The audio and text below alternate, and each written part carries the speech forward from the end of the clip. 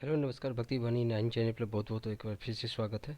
आज हम रामचरितमानस के कुछ श्लोक, दोहा, छंद जो है उस पे हम आप लोग के सामने विचार रखेंगे, जो कि आज के आधुनिक संसार में बहुत ही लाभदायक सिद्ध होता है।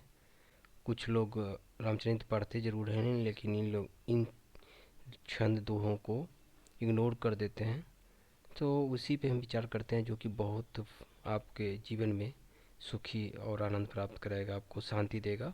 उस पर चर्चा करते हैं। बिना देरी के एक बार फिर से स्वागत है। प्लीज़ लाइक और सब्सक्राइब जरूर करें और भगवान श्री राम के नाम से शुरुआत करते हैं। इसमें वर्णित भगवान की मधुर लीलाओं का चिंतन एवं कीर्तन करने से मोक्ष का रूप पुरुषार्थ और उससे भी बढ़कर भगवत प्रेम की भगवान जो रामचरितमानस है उसकी लीलाओं का चिंतन है। इसमें उनके कीर्तन करने से मोक्ष रूप और पुरुषार्थ उससे भी बढ़कर भगवत्व प्रेम की प्राप्ति आसानी से की जा सकती है। क्योंकि क्यों ना हो, जिस ग्रंथ की रचना गोस्वामी तुलसीदास जैसे अनन्य भगवत भक्त के द्वारा, जिन्होंने भगवान सीता राम की कृपा से उनकी दिव्य लीलाओं का प्रत्यक्ष अनुभव करके यथार्थ रूप से वर्णन किया है, साक्षात भगवान श्री गौरी शंकर जी की आज्ञा से हुई, तथा जिस पर उन्हीं भगवान के सत्य शिव सुंदर लिखकर अपने हाथ से सही किए, उसकी इस प्रकार की अलौकिक प्रभाव कोई आश्चर्य की बात नहीं है। ऐसी दशा में इस अलौकिक ग्रंथ का जितना भी प्रचार प्रसार किया जाए, जितना भी अधिक पठन पाठन किया जाए, मनन अनुशीलन होगा, उतना ही जगत का मंगल होगा। इसमें तनिक भी संदेह नहीं है। वर्तमान समय में तो सर्वत्र हाहाकार मचा हुआ है। सारा संसार दुख एवं अशांति की भीषण ज्वाला से जल रहा है। जगत के कोने कोने में मार काट मची हुई है। हर दिन प्रतिदिन हजारों मनुष्यों का संहार हो रहा है। करोड़ों अरबों की संपत्ति एक दूसरे के विनाश के लिए खर्च की जा रही है। विज्ञान की सारी शक्ति पृथ्वी को शमशान के रूप में परिणत करने में लगी हुई है। संसार के बड़े से बड़े मस्तिष्क संहार के नए नए संधान साधनों को ढूंढ निकालने में व्यस्त हैं। जगत में सुख शांति और प्रेम का प्रचार प्रसार करने और भगवत कृपा की जीवन में अनुभव करने के लिए रामचरितमानस का पाठ एवं अनुसरण परम आवश्यक है। आप कभी भी किसी को अगर कहीं भी शादी में विवाह में कुछ देना चाहते हैं, तो मेरी आपसे अनुरोध है, रामचरितमानस की एक प्रति जरूर दें। चाहे वो गीता प्रेस का हो, चाहे किसी भी प्रेस का हो, लेकिन उनकी लीलाओं का जो है वर्णन रामचरितमानस में, जिससे सुख शांति की प्राप्ति होती, जरूर दें।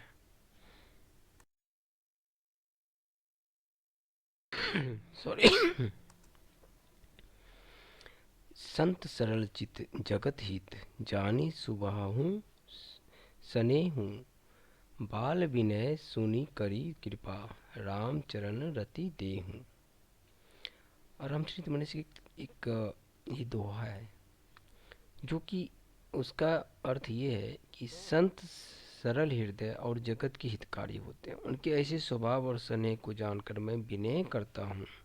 मेरी इस बाल विनय को सुनकर कृपा करके श्री राम जी के चरणों में मुझे प्रीति दे, प्रीति प्राप्त हो। बहुरी बंदी खलगन सती भाई, जे मन जे बिनु काज दाहिने हूँ बाए, पर हित हानि लाभ जिन करें केरें, उजरे हर्ष विषाद बसेरे। अब मैं सच्चे भाव से दुष्टों को प्रणाम करता हूँ, जो बिना ही प्रयोजन अपना हित करने वाले के भी प्रतिकूल आचरण करते हैं। दूसरे की हित की हानि ही जिनकी दृष्टि में लाभ है, जिनको दूसरे को उजाड़ने में हर्ष और बसने में विषाद होता है। आज के आधुनिक युग में तुलसीदास की ये जो छंद है बहुत ही महत्वपूर्ण है। ये जो कहा गया है आज घर घर में हो रहा है। हर दूसरे के प्रति ये भावना रह रही है। इन्हीं सब को दूर करने के लिए जिन्होंने भगवान राम की स्तुति शुरू कर दी है, धीरे धीरे ये सारे दूसरे के प्रति भाव जो है दुष्ट भावना होती है खत्म हो जाते हैं। भगवान श्री राम का जो चिंतन है जो करते हैं, पर अकाजू लगी तनु परी हरही, पर अकाजू लगी तनु परी हरही, जिमी हिम उपल कृषि दलही करही, बंदौ खल जस शेष सरोसा, सहस बदन बरनई पर दोसा। जैसे ओले खेती को नाश करके खुद भी गल जाते हैं, स्वयं भी वो गल जाते हैं, वैसे ही दूसरों को काम बिगाड़ने के लिए अपना शरीर तक कुछ दुष्ट छोड़ देते हैं।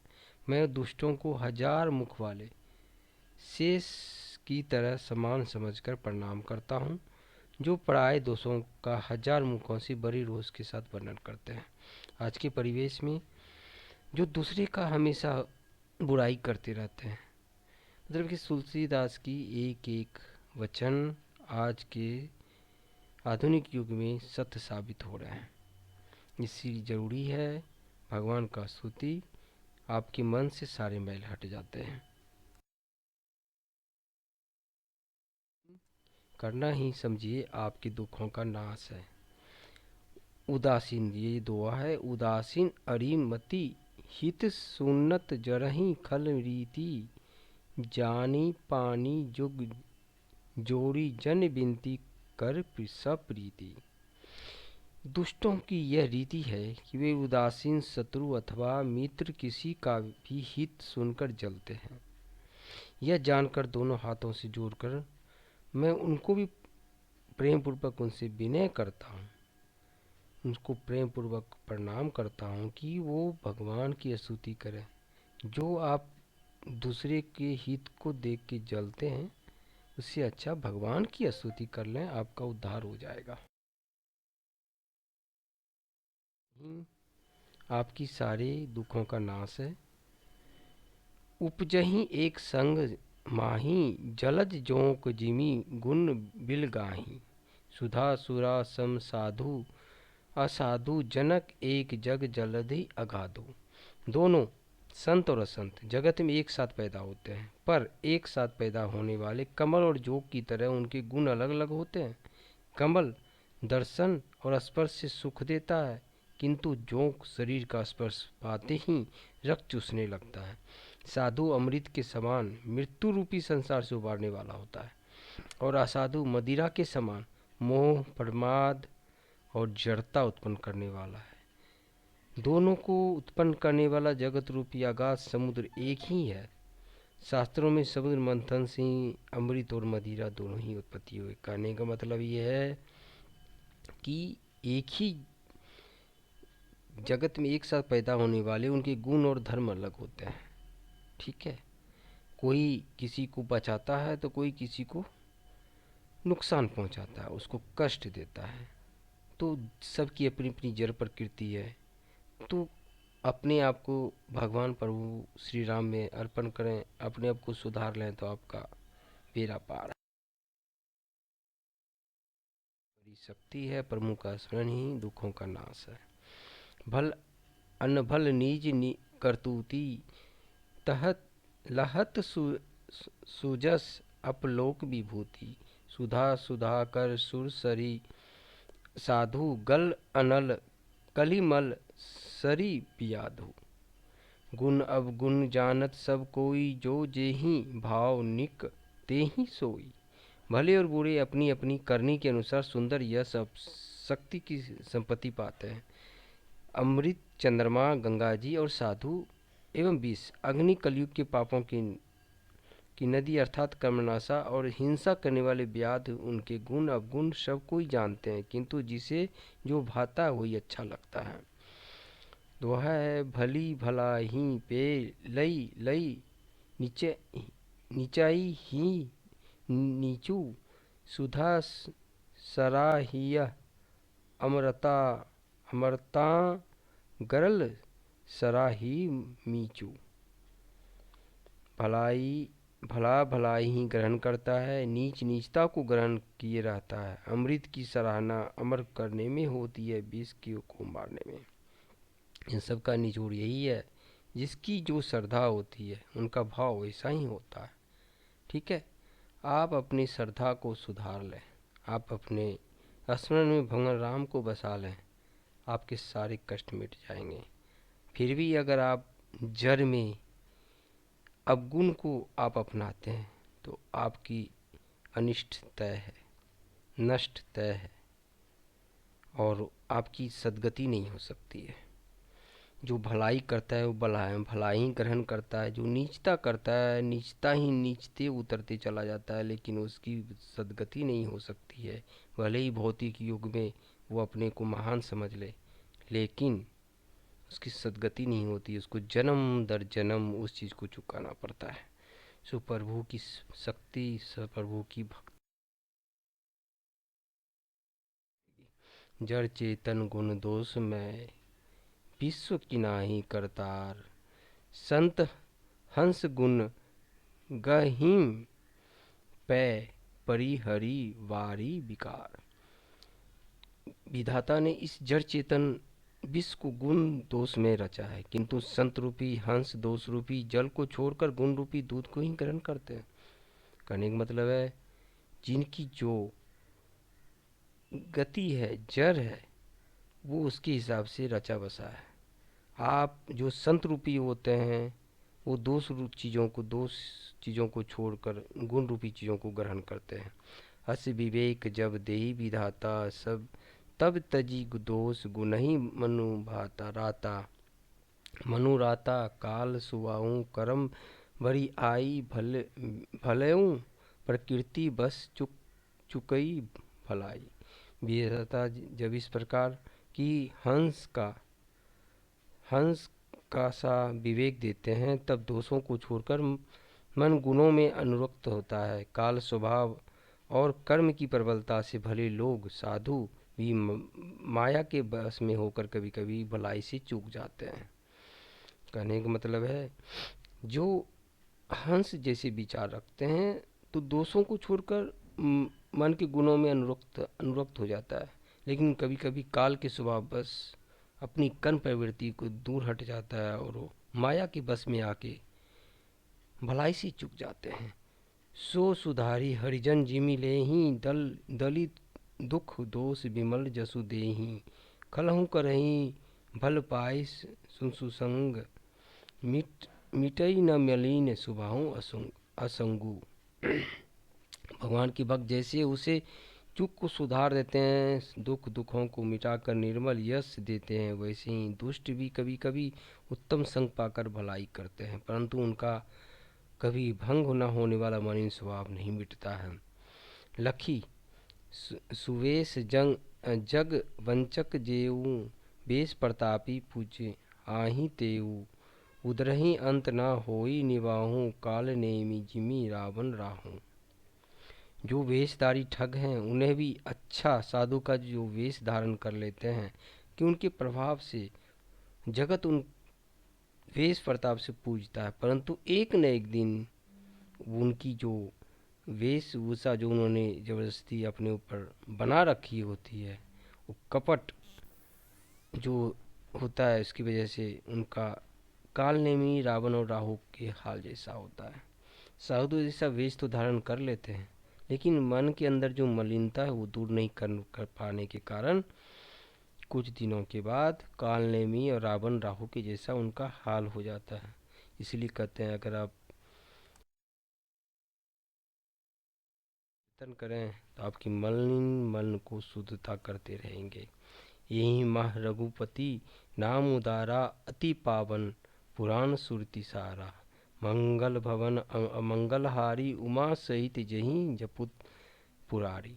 इसमें श्री रघुनाथ जी का उदार नाम है, जो अत्यंत पवित्र है, वेद पुराणों का सार है, कल्याण का भवन है और अमंगलों को हरने वाला है, जिसे पार्वती सहित भगवान शिव जी भी सदा जप करते हैं। इसलिए कहते हैं, प्रभु का स्मरण ही भक्ति है, प्रभु का स्मरण ही आपकी एक ही मार्ग है। प्रभु स्मरण, उनके गुणों का अनुसरण करना। जान अधिक आदि कवि नाम प्रतापु, भयो सिद्ध करी उल्टे जापू। सहस नाम सम सुनी शिव वाणी, जपई जय पी संग भवानी। आदि कवि वाल्मीकि जी श्री राम के प्रताप को जानते हैं थे। जो उल्टा उन्होंने नाम मड़ा मड़ा कहते जपते पवित्र हो गए। श्री शिव जी के इस वचन को सुनकर कि एक राम नाम सहस्त्र नाम के समान है, पार्वती जी सदा अपने पति श्री शिव जी के साथ श्री राम का नाम का जाप करती हैं। हर से हेतु हरि हर ही को, किए भूषण तय भूषण ती को। नाम प्रवाहो जान शिवनी को, कालकूट फलो दिन है अमी को। नाम के प्रति पार्वती जी के हृदय की ऐसी प्रीति देखकर शिव जी हर्षित हो गए। उन्होंने स्त्रियों में भूषण रूप पतिव्रता उमें शिरोमणि पार्वती जी को अपना भूषण बना लिया, अर्थात उन्होंने अपने अंग में धारण करके अर्धांगिनी बना लिया। नाम के प्रभाव से श्री शिव जी की भलीभांति जानते हैं, जिस प्रभाव के कारण कालकूट जहर ने उनको अमृत फल दिया। इसलिए कहते हैं प्रभु का नाम सारे कष्टों का नाश प्रभु श्री राम है। उनके नाम को जप करते रहना चाहिए। जपहि नाम जन आरती भारी, जपहि नाम जन आरत भारी। मिटहि कुसंकट होहि सुखारी। राम भगत जग चारि प्रकारा, छू कीर्ति चारहूँ अनग उधारा। संकट से घबराए हुए आर्त भक्त नाम जप करते हैं तो उनके बड़े भारी बुरे बुरे संकट मिट जाते हैं, वे सुखी हो जाते हैं। जगत में 4 प्रकार के अर्थ धन आदि की चाह से भजने वाले, आर्त संकट की निवृत्ति के लिए भजने वाले, जिज्ञासु भगवान को जानने की इच्छा से भजने वाले, चौथा है ज्ञानी भगवान के को तत्व से जानकर स्वाभाविक ही प्रेम से भजने वाले राम भक्त हैं। चारों ही पुण्यात्मा पाप रहित उदार है। मतलब प्रभु का नाम अपने जप लिया, श्री राम राम राम को आप समझ ले उनके निकट जा रहे हैं, उनकी भक्ति कर रहे हैं, आपके सारे कष्ट मिट जाएंगे। नाम नरकेसरी कनक सीपू का कलिकाल, जापक जन प्रहलाद जिमई, पाली ही दल सुरसाल। राम नाम की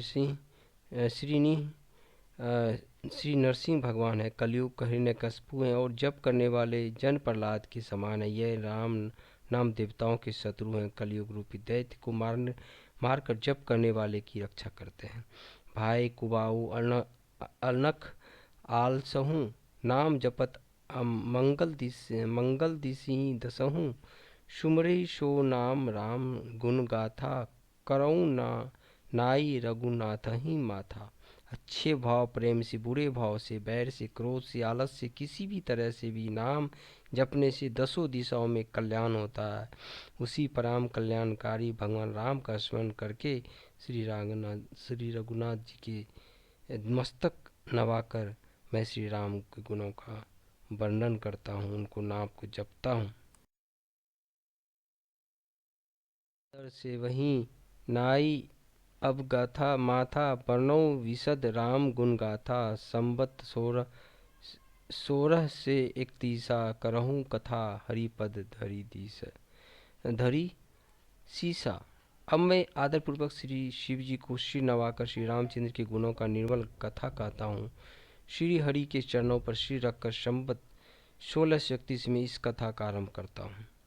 नवमी भी भौम वार मधुमासा, अब्धपुरी यह चरित्र प्रकाशा। जेहि दिन राम जन्म सिरतु गवाही, तीरथ सकलता चलहि अवाही। चैत्र मास की नवी तिथि मंगलवार को श्री राम अयोध्या जी का चरित्र प्रकाशित हुआ। मंगलवार को श्री अयोध्या में यह चरित्र प्रकाशित हुआ। जिस दिन श्री राम जी का जन्म होता है, वेद कहते हैं उस दिन सारे तीर्थ वहाँ अयोध्या जी में चले आते हैं। इन सब से मैं भगवान श्री राम को बारंबार प्रणाम करता हूँ। और ये संवत जो है 1631 अभी 20,080 चल रहा है। सोचिए कि संवत के अनुसार उन्होंने उस समय इन्होंने भगवान श्री राम के बारे में ये कथा रामचरितमानस जन जन तक पहुंचाया, जो आज तक लोगों में एक भावना पैदा करती है, सत्य की भावना पैदा करती है, जन कल्याण की भावना पैदा करती है। मैं आपसे अनुरोध करता हूँ, प्लीज़ आप भगवान श्री राम का नाम जपते रहे। आपके सारे कष्टों का मुक्ति का मार्ग एक ही है, भगवान श्री राम। जितना हो सके शेयर करें। बहुत बहुत धन्यवाद। Thank you.